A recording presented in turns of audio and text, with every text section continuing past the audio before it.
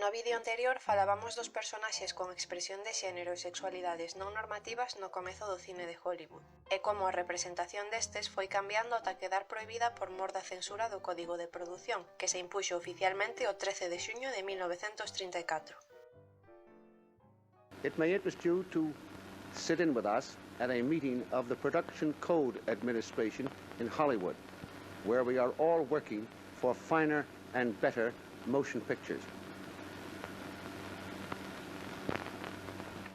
Moitas das películas que hoxe en día recoñecemos como os grandes clásicos do cine de Hollywood víronse afectadas polo xugo da censura, o cal establecía que era aceptable ou non a hora de representar relacións sexuais ou románticas ou a hora de mostrar unha expresión de xénero que non é acorde ás normas sociais da época.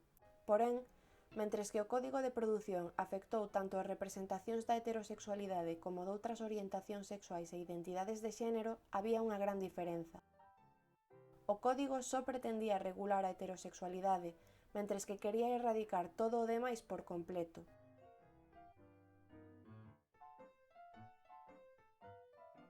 Así, a pesar da censura, o romance heterosexual e as identidades normativas continuaron sendo un bloque fundamental do cine clásico de Hollywood.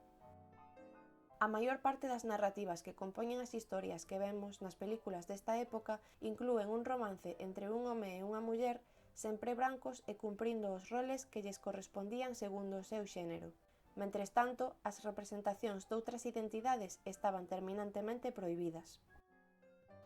Isto non só dificultou a creación de filmes orixinais cuxos personaxes non cumprían as normas de xénero e sexualidade, senón que tamén afectou a moitas películas baseadas en obras teatrais e literarias.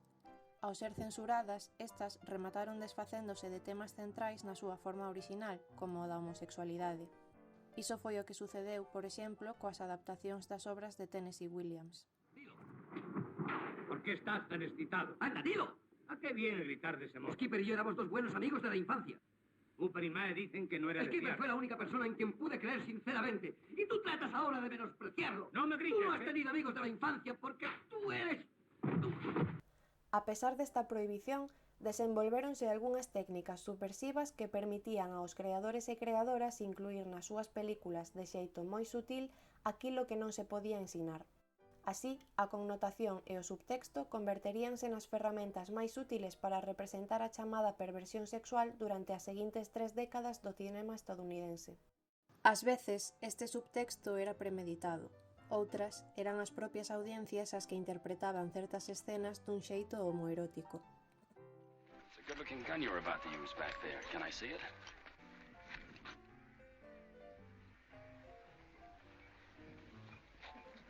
Maybe you'd like to see mine. Por exemplo, unha estrategia común era presentar a imaxe do home efeminado como completamente asexual. Este home non mostraba interese en mulleres, pero tampouco mostraba interese por ninguén, a secas. Dun xeito semellante, as mulleres non heterosexuais transformábase en marimachos que tampouco mostraban interese por ninguén ou que representaban o estereotipo de muller amargada e solteira. Estas representacións en clave pasaban desapercibidas aos ollos dos censuradores, mais eran recoñecidas por aquelas persoas que sabían onde buscar. A comezos da década de 1940, un suceso histórico afectaría en gran medida as actitudes da sociedade estadounidense en canto ao xénero e á sexualidade. A Segunda Guerra Mundial, por unha parte, influíu nos roles de xénero que se esperaban das mulleres, as cales agora eran chamadas a formar parte da clase traballadora fora dos labores que xa levaban a cabo no fogar. Por outra parte, de repente, homes e mulleres atopábanse nunha situación na cal pasaban todo o seu tempo con membros do seu mesmo xénero. Así, as persoas con expresións de xénero e sexuais non normativas comezaron a atoparse e a crear as súas propias subculturas, o cal lles deu algo máis de visibilidade. Esta crecente visibilidade contribuíu a que fose máis difícil para a sociedade estadounidense ignorar a súa propia diversidade. Como explican Benioff e Griffin, ao entrar na época da posguerra nos Estados Unidos, a homosexualidade pasou a ser o tema prohibido do cal a xente comezaba a falar, ás veces abertamente e de xeito racional, pero máis a miúdo, dun xeito extremadamente emocional e discriminatorio. Así pois, esta visibilidade aumentou as hostilidades cara ás persoas con identidades sexuais e de xénero diversas, e coas ansiedades da posguerra impregnadas na sociedade estadounidense, deuse un novo auxe pola defensa dos valores tradicionais. Isto afectou fortemente non só as vidas dos grupos marxinados, senón tamén as representacións destes no cine de Hollywood entre as décadas dos anos 40 e mediados dos 60. Así, non todos os personaxes non normativos eran frívolos e cómicos. Moitos representábanse como extraños, enfermizos e potencialmente perigosos. Benioff e Griffin explican que estes personaxes no Hollywood da posguerra non só cambiaron de inofensivos a malvados, tamén se afastaron da idea da homosexualidade como inversión de xénero. As aparicións de homes e mulleres non heterosexuais con expresións de xénero tradicionais suxire que as definicións sociais da homosexualidade estaban a cambiar de novo. De feito, na década de 1950 era cada vez máis difícil diferenciar os homosexuais dos heterosexuais. Isto afectaría do seu propio xeito a representación das persoas con xéneros e sexualidades non hexemónicas. Brandon, how did you feel? When? During it? I don't know, really. I don't remember feeling very much of anything. Until his body went limp. And I knew it was over. And then? Then I felt tremendously exhilarated. A este desenvolvemento tamén hai que sumarlle outra serie de acontecementos. No ano 1948, Alfred Kinsey publicaba un estudo sobre o comportamento sexual nos homes, no cal afirmaba que unha gran parte deles viviran algunha vez na súa vida unha experiencia sexual con outros homes. Máis tarde, no 1953, publicou o mesmo estudo pero centrado en mulleres. O traballo de Kinsey demostraba que a sociedade estadounidense non era tan heterosexual como se pensaba e axudou a aumentar as conversacións sobre a diversidade sexual.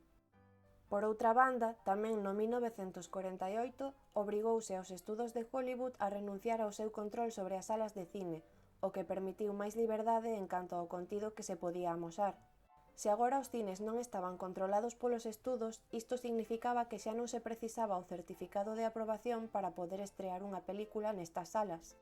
Moitos directores comezaron a estrear as súas obras aínda que non foran aprobadas pola Asociación Cinematográfica, o cal fixo que esta perdese máis poder. Pouco despois, en 1952, a Corte Suprema anulou a decisión tomada en 1915 que dicía que o cine non estaba suxeito á protección da primeira emenda, polo que un órgano de autocensura xa non era tan necesario como antes. No ano 1954, Joseph Brin, que fora o administrador do Código de Produción durante 20 anos, xubilouse por motivos de saúde e a nova administración decidiu relaxar as prohibicións da censura. Ademais, a influencia da televisión, as películas estranxeiras, o cine experimental e a crecente popularidade das salas de cine independente axudaron a debilitar aínda máis o poder do código. Pero nunca he pervertido a la gente normal. ¿Por qué tienen que forzarme a vivir fuera de la ley si busco amor de la única forma que puedo? No ano 1961, a única prohibición absoluta que quedaba neste documento era a que falaba da perversión sexual. O 31 de outubro de 1961, a Asociación Cinematográfica anunciaba o seguinte: seguindo a cultura, as morais e os valores do noso tempo, a homosexualidade e outras aberracións sexuais poderán ser tratadas con cuidado, discreción e restrición. De todos os xeitos, aínda en 1962, o Código establecía que a chamada aberración sexual podía suxerirse pero non mostrarse explícitamente. Non obstante, os anos 60 trouxeron consigo unha serie de sucesos que levaron a un cambio político e social que influirían aínda máis na debilitación do Código de Produción. Os anos finais desta década foron protagonizados por unha confluencia de movementos sociais: o movemento contra a guerra de Vietnam, o movemento polos dereitos civís e os movementos activistas que loitaban pola despatoloxización das sexualidades disidentes. Estas revoltas sociais indicaban o descontento da poboación e a forte necesidade e ganas de cambio.